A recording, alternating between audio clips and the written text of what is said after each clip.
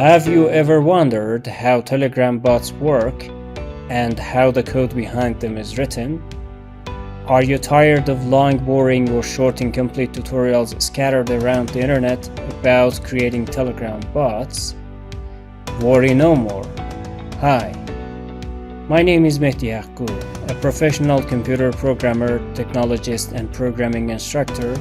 I have been in the programming business since 2008. In this course, you will learn about Telegram and why it is important to create apps for this platform. I will show you how to create Telegram bots using Python, Pyrogram, and Linux containers. We will start by setting up our development environment using containers. Then you will learn how to create bots using BotFather, manage your bots with it, and connect the bots created in BotFather to your Python code.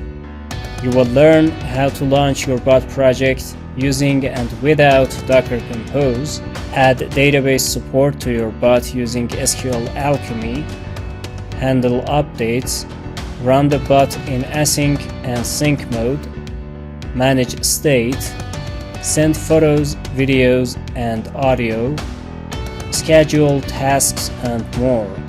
By taking the course, you will also have access to my Pyrogram bot development ebook covering various topics of the course in text format, which is exclusively available to all the students of this course.